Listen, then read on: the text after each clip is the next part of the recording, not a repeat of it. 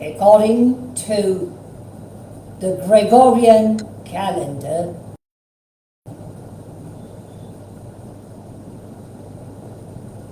this very day of the current year, 2024, is considered to be and thus called the World Food Day. I'm reiterating, this very day, the 16th of October of the current Gregorian year, 2024, is considered, deemed, and called the World Food Day. The very first word, world, becomes absolutely essential, even indisputable, and most certainly not negligible. Not negligible. Especially at this very moment, when not merely thousands, but hundreds of thousands, and perhaps millions of people are endangered not merely by hunger, but even by starvation.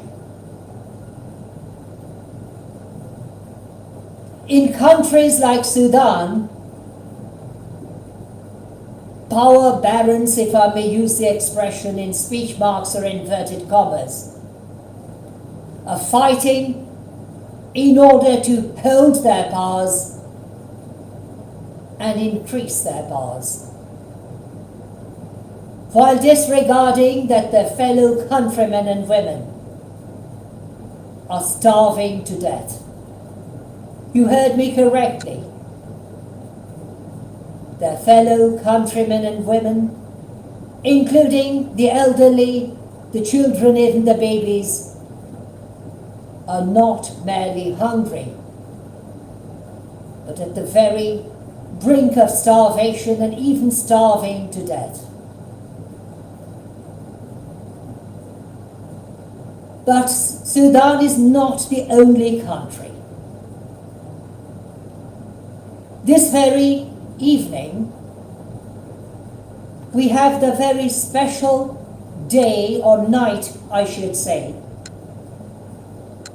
known as Sukkot, according to the Jewish tradition, or even more correctly, the sacred Torah, or the Old Testament of the Holy Bible. This evening, those of us who believe in God the Almighty and in His commands were commanded to rejoice with our fellow family members, community members, and fellow citizens.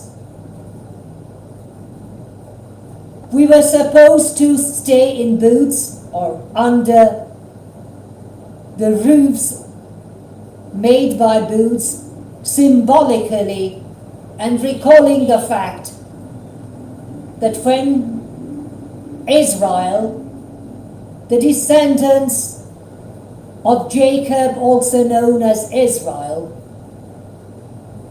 came out of the land of Egypt after God the Almighty had punished their oppressors, the oppressors of the Israelites, severely.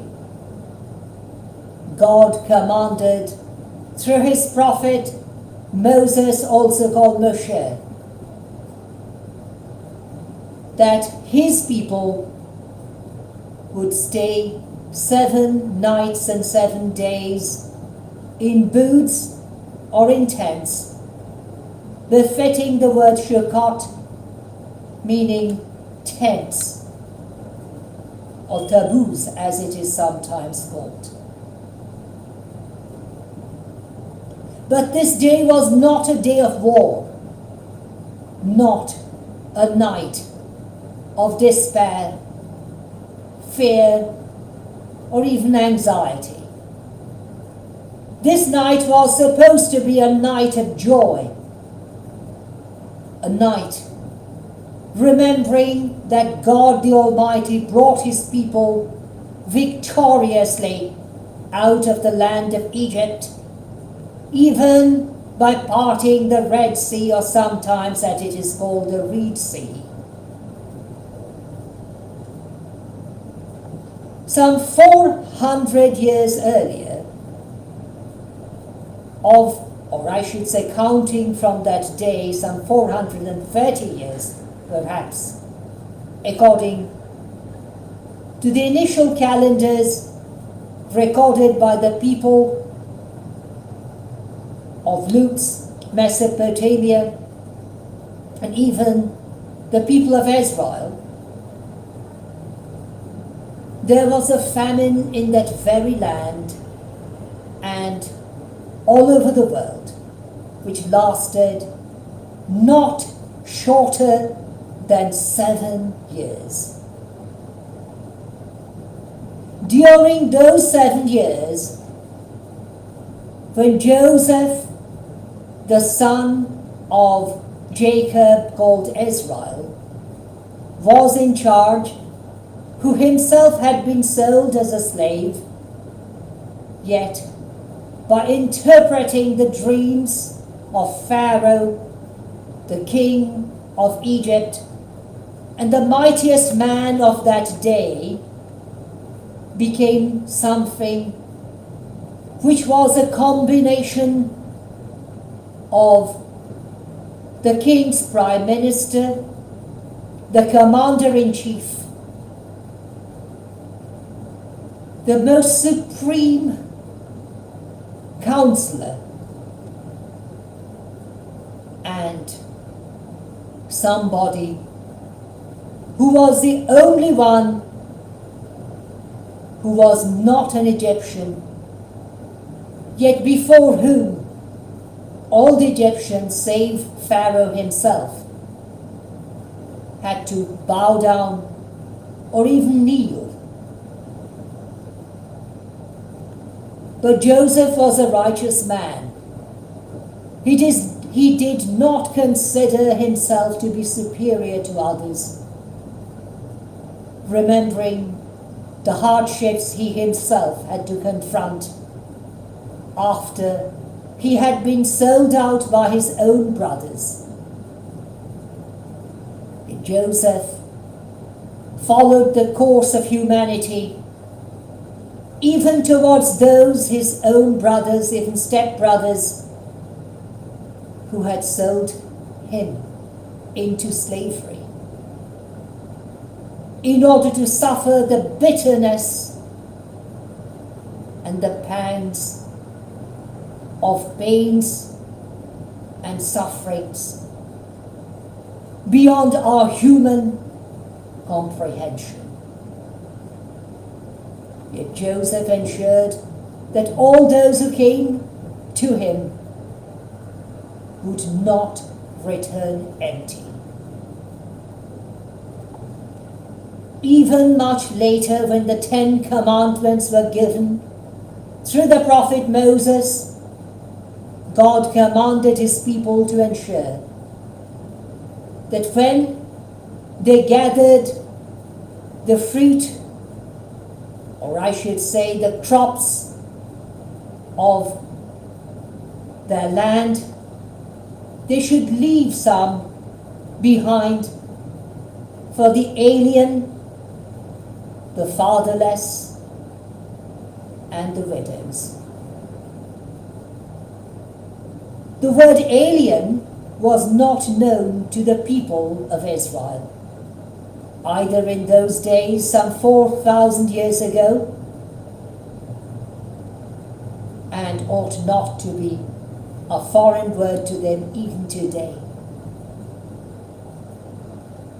True be it that God commanded his people Israel to conquer nations if the nations did not accept the terms of peace and brotherhood. Even according to the Torah or the Old Testament of the Holy Bible, the very first book known as the book of Genesis, when Sarai, who also became known as Sarah in English, and perhaps Shahara, in the original language spoken in Lutz later by the Hebrews, wanted to expel his maid Hagar with Ishmael. Abraham, or Avraham perhaps more correctly, did not send them away empty-handed, but furnished them with bread and water. And when the water ran out and Hagar thought that his son would die of starvation, God the Almighty showed her a spring of water and ensured that Ishmael, the half-brother of Isaac, would not starve to death or be destroyed. And even on the death of Abraham, both the Torah and the Old Testament record unanimously that both the brothers came to bury their father Abraham. So we see the brotherhood giving birth, or I should say births, to two nations descending from the same father of faith, known as Abraham or Avraham, perhaps more correctly, as I already said a moment ago. Nowhere in the Torah or in the translations of the Holy Bible I see that enemies should be starved to death.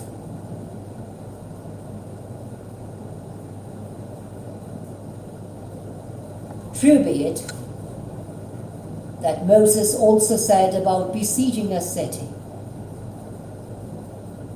until the inhabitants of that city surrendered themselves. But I failed to observe in any part of the Torah or the Holy Bible that God commanded the enemies of Israel to starve to death by his first chosen people, Israel, even known as his firstborn people.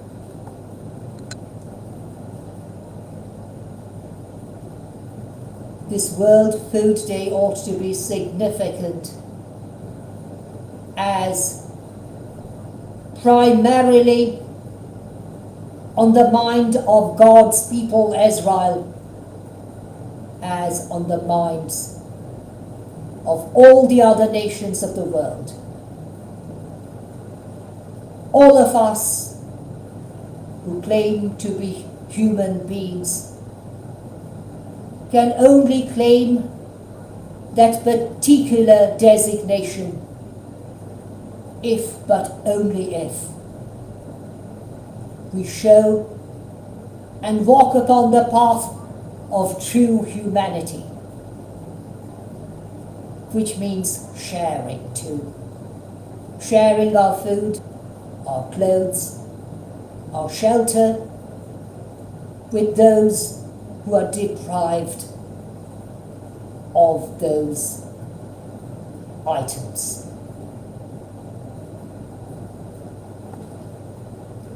Sukkot, this very evening, lasting for the following 7 days,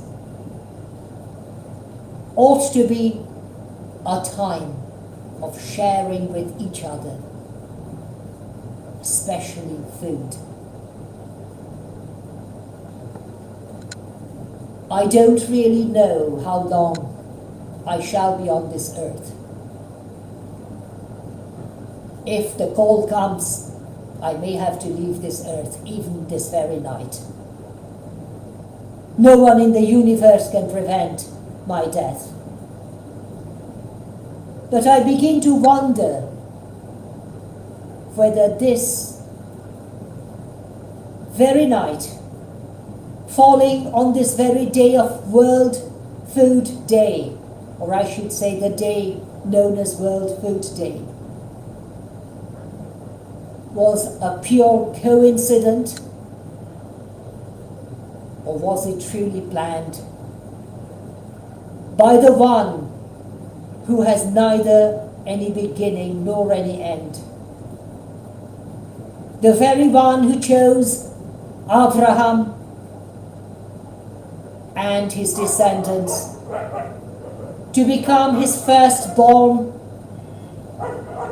the very firstborn son whom he freed from the tyrannical rule of Pharaoh, king of Egypt, whither he had fled. This very day, known as World Food Day,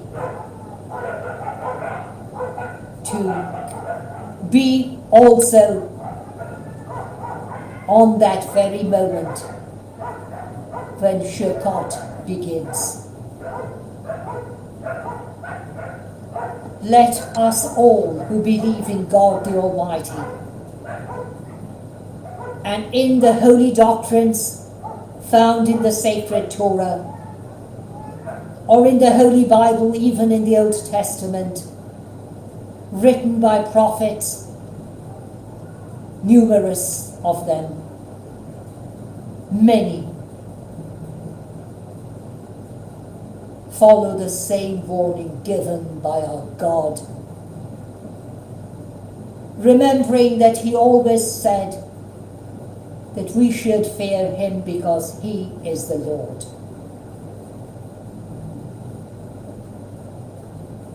His commandments were that we should be there to preserve his creation, primarily the human race. His commandments were that we should share brotherhood, even with the descendants of Ishmael, which may be the people claiming to be the Arabian race today.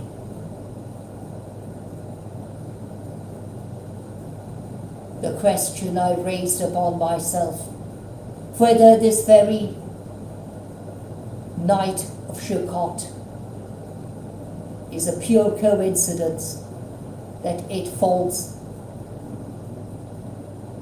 in the evening, very evening, not the eve, but the evening of World Food Day of the Gregorian year 2024, or whether the Almighty, the Creator of all of us, even the victims of hunger and starvation, wanted to teach us a lesson on this very night. A question I crave leave to raise upon the minds of all my fellow human beings, even my fellow global citizens, and especially those who, like my humble self, confess God the Almighty to be their God and believe in his commandments given through the prophet Moses, recorded in the sacred Torah. Bidding all of you a solemn night and the protection of the same God Almighty who created all of us and commanded us to follow the examples of the prophets, even upon the true path of true humanity. I bid you a very solemn night from my country.